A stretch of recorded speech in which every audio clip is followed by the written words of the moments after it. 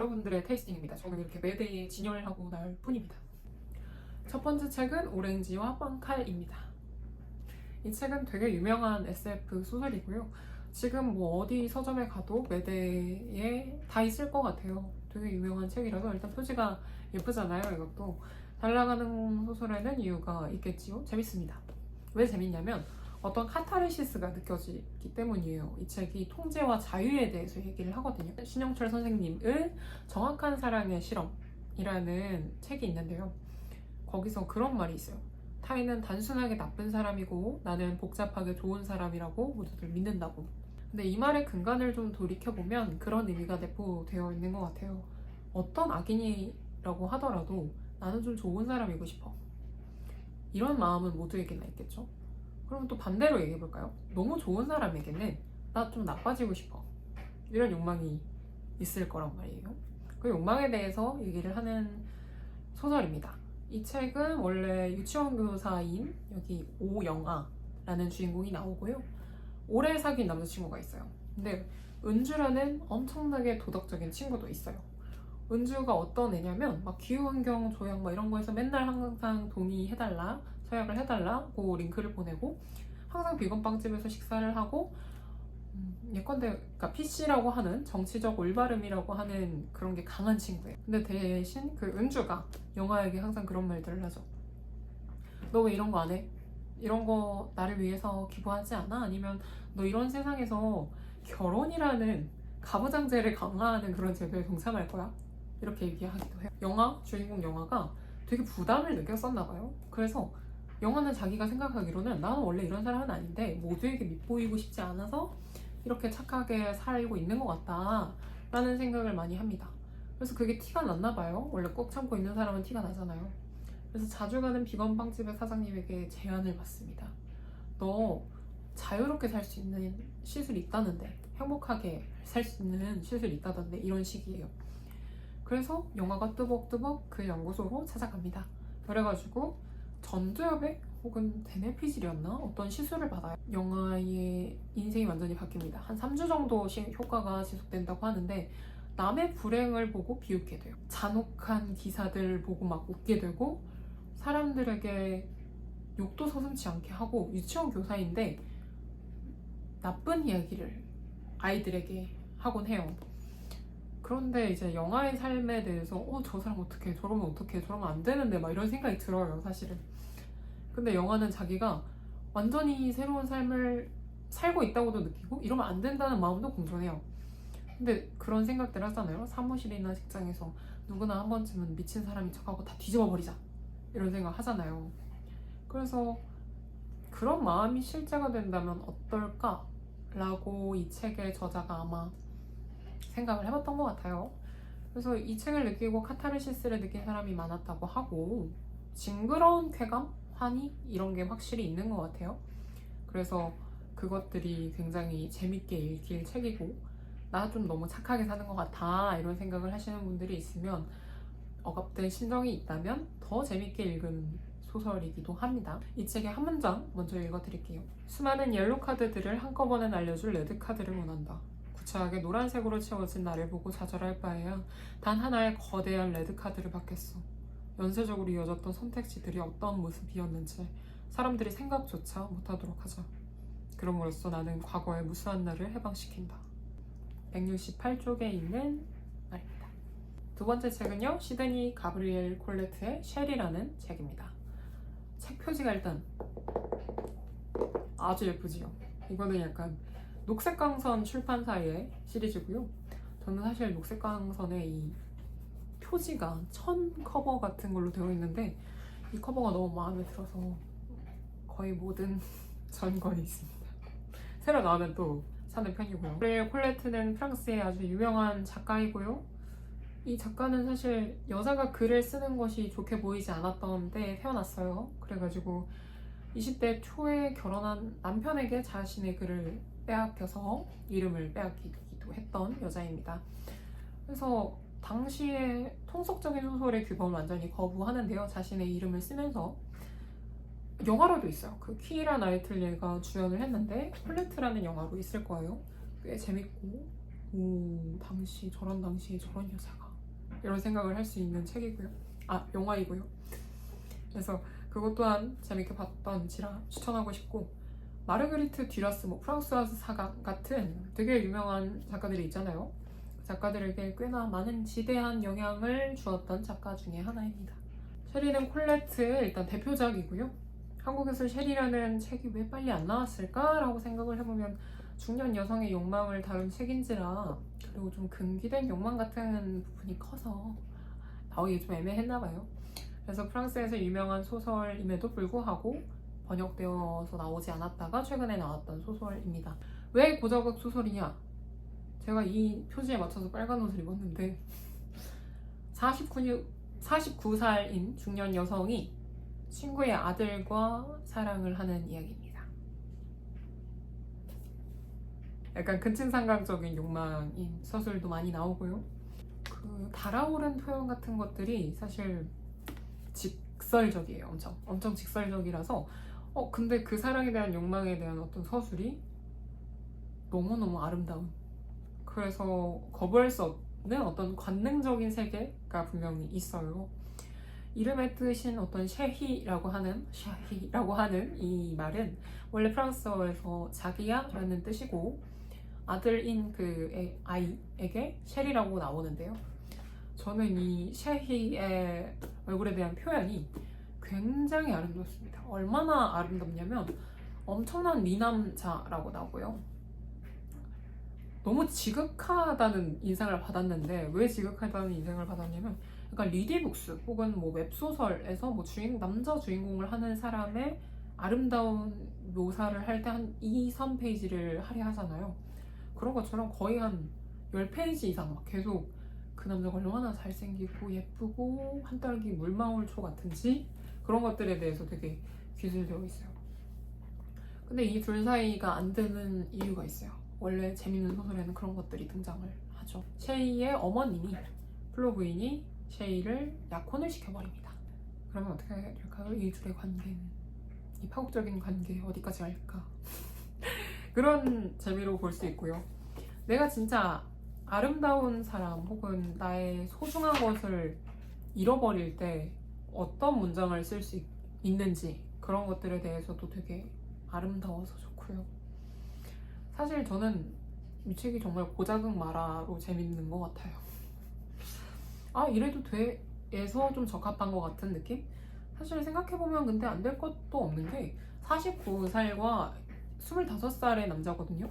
근데 현실에서 남자가 49살이고 여자가 25살인 경우가 그렇게 막 뜨악하고 놀랄 일은 아니잖아요.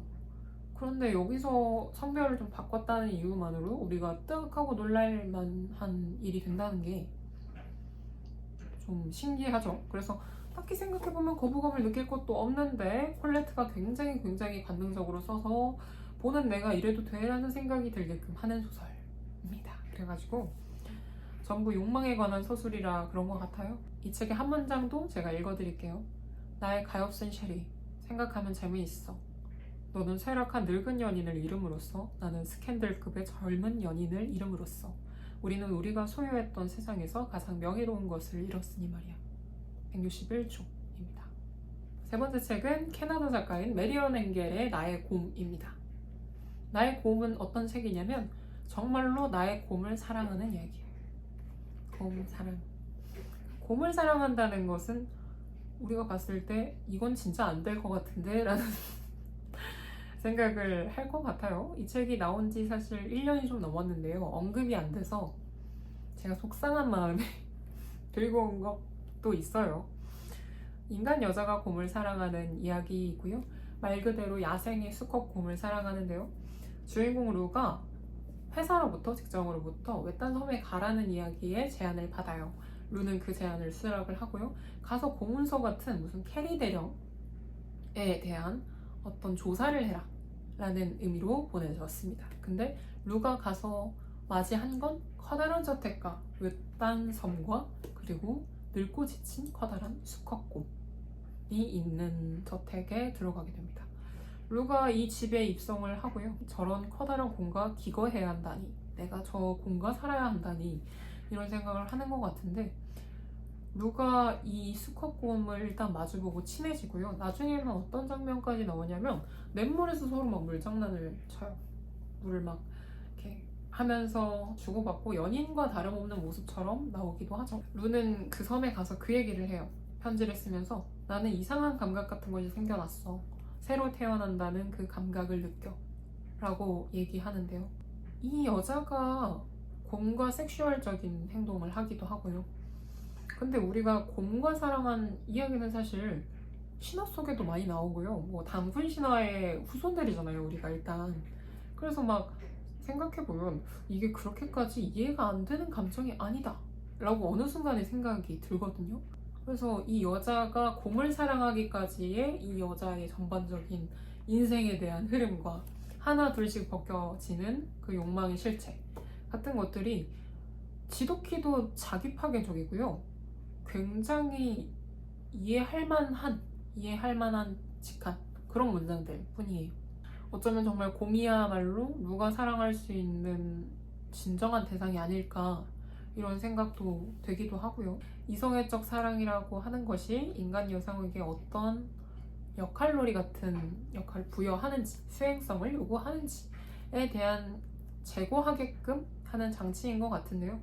폭넓게 나아가면 우리는 인간과 동물의 로맨틱한 사랑은 불가능한가? 그리고 종과 종을 뛰어넘는 사랑은 불가능한가? 이런 것들에 대해서 생각할 수 있게끔 합니다. 이게 좀 흥미로우시면 성스러운 동물 성애자라는 하마노 지히로라는 작가의 책이 있어요. 그 책을 추천하고 싶어요. 그 책이야말로 정말 수간 혹은 동물 성애, 우리가 얘기하는 싫어, 더러워, 하지마, 그런 게 뭐야? 라고 얘기하는 것들을 연구한 책이 있어요. 우리는 좀 동물을 그저 귀여운 아기로 보고 혹은 그들의 성욕을 인간의 편리대로 거세하지 않았을까 하는 책의 얘기가 있고요. 인간이 지구의 주인으로 점령하고 있고 다른 종의 재생산 권리 그리고 성적 권리를 쥐락펴락하고 있지 않은가, 이런 근본적인 물음들이 따라옵니다. 그래서 동물성애에 대한 폭넓은 책이 읽고 싶다고 하시면 성스러운 동물성애자까지 추천을 드릴게요. 일단은 오늘은 곰을 사랑한 여자의 이야기, 나의 곰을 추천드리겠습니다. 나의 곰의 책 한 파트 제가 읽어드릴게요. 곰, 나는 인간 여자에 불과해. 내 따각거리는 발톱으로 나의 얇은 피부를 찢어줘. 나는 연약해. 내게는 간단한 일이야. 그루터기 아래에 벌레에게 하듯이 내 심장을 파내줘. 내 머리를 찢어서 떼어내. 나의 곰. 그녀는 그를 유혹하며 말하곤 했다. 그러나 그는 그녀에게 잘해주었다. 그는 낮은 소리를 내며 맞은편에 앉아서 미소를 지었다. 한 번은 부드러운 손바닥을 거의 사랑을 담아서 그녀의 벗은 어깨에 내려놓았다. 166쪽. 이게 세 번째 책입니다. 네 번째 책으로 들어갈게요. 네 번째 책도 엄청 유명합니다. 네 번째 책은 아쿠타가와 상을 받은 책이고요. 헌치백이라는 책입니다. 이 책이야말로 정말 유명하죠. 이시카와 사오의 책.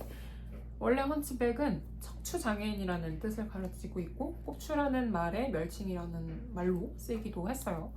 책장을 열자마자 성매매 업소에 눈이 좀 찌푸려지는 묘사들이 잔뜩 나오고요. 이게 뭐야? 라고 할 수 있지만 여주인공이 쓰는 야한 소설의 일부분입니다. 그래서 이 여성은 트위터에 그런 얘기를 해요. 평범한 여성처럼 나는 임신도 하고 싶고 중절도 하고 싶다 라고 얘기를 하는데, 중절이라니? 그런 걸 하고 싶은 여자가 있는가? 라고 얘기를 하잖아요, 보통. 그런데 그런 걸 하고 싶은 여자도 있는 거예요. 왜냐면 이 헌치백의 주인공은 등이 고추이고요. 그러니까 혼자서 숨 쉬는 것조차가 어렵고 음식물을 소화하고 뱉어내는 것 자체가 어렵고요. 멀르면서 밖으로 나가는 것조차가 어려운 수준의 중증 장애인이기 때문이에요. 1996년에는 마침내 장애인도 아이를 낳는 측이라는 것을 공식적으로 인정해주는 법이 정해졌지만 생식 기술의 발전과 생활 필수품화에 따라 장애인 사례는 결국 수많은 커플에게 캐주얼한 것이 되었다. 머지않아 비용도 저렴해질 것이다. 그렇다면 죽이기 위해 잉태하려는 장애인이 있어도 괜찮은 거 아닌가? 그걸로 겨우 균형이 잡히잖아. 60조. 법의 딜레마이기도 하겠죠. 장애인이 자신이 가진 장애를 고유한 것, 특별한 것, 혹은 특징, 멋진 것이라고 생각을 하는 것이 어떤가요? 장애는 사실 사회학적인 개념이라서 내가 지금 왼팔이 없어. 왼팔이 없어도 어느 나라에서는 장애가 아니고요. 어느 나라에서는 장애로 분류되기도 합니다. 사실 장애라는 것은 그냥 분류 진단표에 가까운 기준이라서 우리가 장애를 대할 때 태도는 그냥 우리가 그 사람을 어떻게 대하고 싶은가로 생각을 해야 되는 것 같아요. 장애아의 낙태가 합법이라면 비장애인의 태아를 낙태하는 것은 왜 불가한가요? 주인공 여성은 그런 지점에서 균형을 맞추고 싶다는 거예요. 그래서 물론 이 사람은 막 어떤 운동을 하려고 내가 장애인, 비장애인의 태아를 잉태를 해서 낙태를 하겠어 이런 게 전혀 아니에요. 그냥 한 사람으로서, 한 인간으로서의 어떤 욕망이고 난 그냥 성관계를 갖고 싶고 그 아이를 낙태해보고 싶어 라고 얘기를 하는 어떤 사람의 욕망인 것이지요. 근데 장애인의 성적 권리나 욕망 당하고 싶은 마음들 이런 것들을 무시해버리면 얼마나 편해요. 그래서 장애인도 인간이라는 사실을 인정하지 않고 되게 시혜적으로 한 자리 줄게, 두 자리 줄게 이렇게 해버리면 얼마나 편해요. 이런 것도 있죠. 외주 장애인 시위가 해외역에서 진행되고 있는데 우리는 그것에 대하여 저거 너무 불편해. 그냥 우리가 지금 장애인 시위가 이끌어낸 혹은 진보에서 얻어낸 엘리베이터를 타면서 그런 얘기를 할 수도 있죠. 우리는 근데 욕망의 동물이잖아요. 그 사람이 살아있다는 걸 인정하려면 그 사람이 욕망을 인정을 해줘야 돼요. 근데 이 헌치백은 그래서 중증 장애인 여성으로 모든 걸 고발하는 책이라고 봐도 괜찮을 것 같아요. 종이책에 대한 이야기가 있어요. 저는 종이책에 대한 이야기가 너무 흥미로웠는데 종이책 한 권을 읽을 때마다 서서히 등뼈가 찌푸러지는 것만 같은데도 종이 냄새가 좋다, 책장을 넘기는 감촉이 좋다라는 등의 말씀을 하시면서 전자서적을 깎아내리는 비장애인은 근심 걱정 없이 얼마나 좋으실까. 46쪽이고요. 우리가 가진 당연한 권리에 대해서 제고해 볼 수 있게끔 만드는 문장이잖아요. 그래서 어떤 선생님이 저에게 해줬던 말을 되게 곱씹었어요. 사람들이 그런 말을 하잖아요. 나 치매 걸릴 거면 나 수치스럽고 힘들어서 그냥 그냥 내가 자살할 거야, 죽을 거야 이런 말들 하잖아요.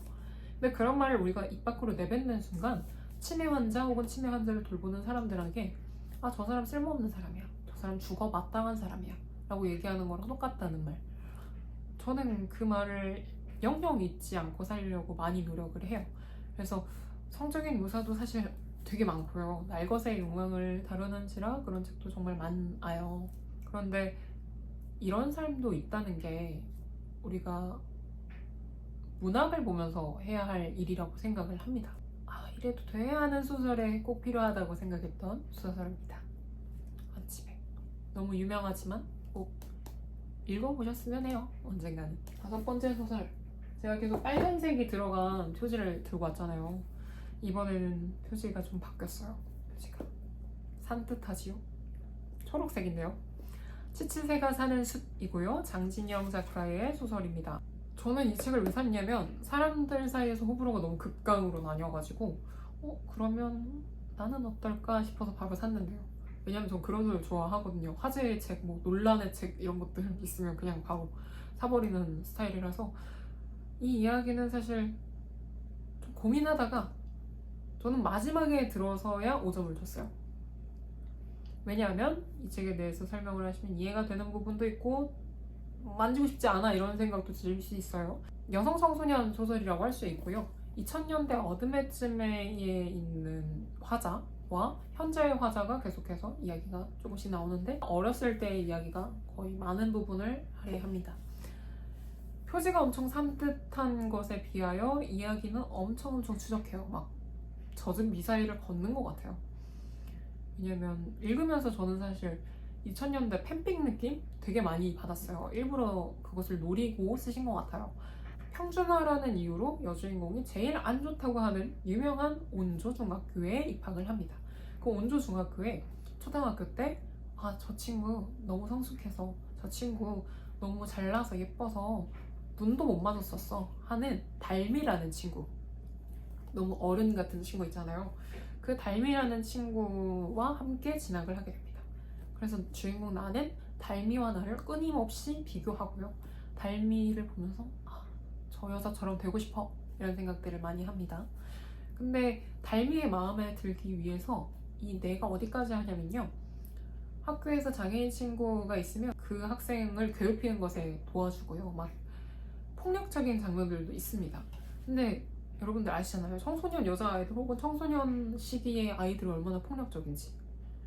우리가 막 그때 좋았지 얘기를 한다거나 호 시절이라고 얘기하는 것은 사실 지나왔으니 할 수 있는 이야기잖아요. 그때는 막 친구들 사이에서 편입되지 못하면 또래와 그 네트워킹이 안 되면 나 죽어야 할 것 같고 나 진짜 너무 괴롭고 나 저거 가지고 싶고 이런 마음들이 막 혼란한 시기잖아요. 그래서 그런 혼란한 마음이 엄청나게 묘사가 뛰어납니다. 그래서 어린 시절이라서 묵인하고 공모하는 폭력에 대해서 낱낱이 얘기하고 까발리고요. 소설 후반부쯤에 강간 장면들이 엄청나게 자세하게 묘사가 돼요. 그래서 제가 이 부러워하시는 분들이 이해가 돼요. 왜냐면 이게 주인공은 일단 미성년자 여자이고요. 가해자, 강간을 하는 가해자는 어른 성인 남성이에요. 그래서 이 장면이 불편할 수 있고, 그리고 이 어린아이가 나는 나를 강간한 어른 남자를 사랑했다 라고 얘기를 합니다. 그리고 이 주인공에게 커다란 변화들이 계속해서 일어나죠. 내가 사랑이라고 말하자 어떤 물리적인, 내적인 변화가 끊임없이 일어났고 그 변화를 감당하면서 내가 어떤 어른이 되었는가가 여기서 나오거든요. 근데 소설 결말에 나오는 부분인데요. 많이들 불편해 하시는 부분들이 다 집약되어서 모여 있는 것 같아요. 이게 무슨 합의와 비합의의 관계도 전혀 아니고요. 그냥 명명백백한 그루밍 성폭력과 강간 장면들의 나열이에요. 그리고 그 아이가 심지어는 사랑이라고 얘기해요. 불편하잖아요. 또 그거 사랑 아니야. 우리가 얘기하고 싶잖아요. 그런데 그 아이에게는 실제로 그게 사랑이라고 믿어야만 했던 마음들이 있는 거예요. 이게 머리로는 안 된다고 생각을 하죠. 너 그런 말 아니라고 바로 잡아주고 싶죠. 그런데 우리는 지금 어른의 세계에 있으니까 할 수 있는 얘기잖아요. 이 사람 보고 너 지금 피해자니까 바보 같은 소리 하고 있는 거야. 바보 같은 생각하고 있는 거야. 라고 계속해서 말을 해주지 않으면 이 사람 모르잖아요. 그리고 설령 진짜 그런 기쁨을 느꼈다고 한다. 그리고 혹은 그것이 정말 사랑이라고 믿었다고 한들 법의 세계와 이 사람의 감정의 영역은 분리해야 되는 거잖아요. 이 책을 읽으면서 이 아이의 마음이 어떤 인가에 의해서 나온 마음인가를 많이 생각을 했고요. 제가 2022년에 마음에 들었던 소설 중에 하나가 소설 부분에서 우샤오러인가요? 우샤오러의 우리에게는 비밀은 없다라는 책이 있어요. 근데 그 책은 장진현 씨의 책보다 저에게는 좀 큰 울림이 있고 더 많은 관점으로 볼 수 있는 책이기도 해요. 화차처럼 한 여자가 사라져서 그 미스터리한 동네를 찾아다니면서 쫓는 이야기인데요. 그게 더 다각화된 관점에서 좀 더 본 것 같아서 그 책도 함께 추천하고 싶은데, 저는 국내 소설에서 이런 화자를 등장시킨 것만으로도 큰 진보라고 생각을 해서 5점을 줬습니다. 우리는 어쩌면 강간 사건이 일어나면 한 여성을 좀 피해자의 역할에만 가두는 게 아닐까요? 가엾은 피해자가 완전 무결한 피해자가 아니라면 그 과정은 폭력이었지만 피해자에게 은밀한 기쁨이었다 라고 느꼈다면 우리가 법적 판결을 바꿔야 할까요? 저는 그렇지 않다고 생각을 해요. 지금의 문화에서 탈피를 해야 한다고 생각을 하고, 원래 성이라는 것은 파괴적인 욕망과 함께 할 수밖에 없지 않습니까? 그래서 한 철학자가 얘기를 했는데요. 원래 성이란 죽음에 깃든 매혹이라고 했던 문장이 있어요. 꽤 많은 큰 동의를 했었고, 물론 합의되지 않아야 하는 관계는 절대 있어서 안 되고요. 성인과 미성년자 당연히 안 되지요. 그러니까 지금까지도 롤리타가 그렇게 화제의 얘기가 있고 입방야에 오르내리락 하지 않겠습니까? 근데 그것이 사람을 위해서 지키는 법이 있는 이유이고 단죄해야 할 공간이 법원인 이유겠죠. 완벽하게 결백한 피해자만을 사랑하는 것은 아닐까. 그리고 그 시선이 남성 중심적인 서사에 갇혀서 더 많은 사람들을 이해할 수 있게끔 나의 상상력을 제한하게 하지 않았을까 라는 생각, 좀 좁게 만들지 않았을까 라는 생각을 했어요. 그래서 어떤 피해를 입으면 사람들은 나 자신을 괴롭게 생각을 하잖아요. 그래서 그 마음들의 이 시선들, 이런 시선들이 깃들지 않았을까 해서 저는 이 책을 추천을 하고요. 확실히 유쾌할 수만은 없는 책입니다. 그런데 2000년대 팬픽, 약간 옛날 소설, 이렇게 노란장판 감성이라고 하나요? 그런 감성이 나 좀 마음에 들어.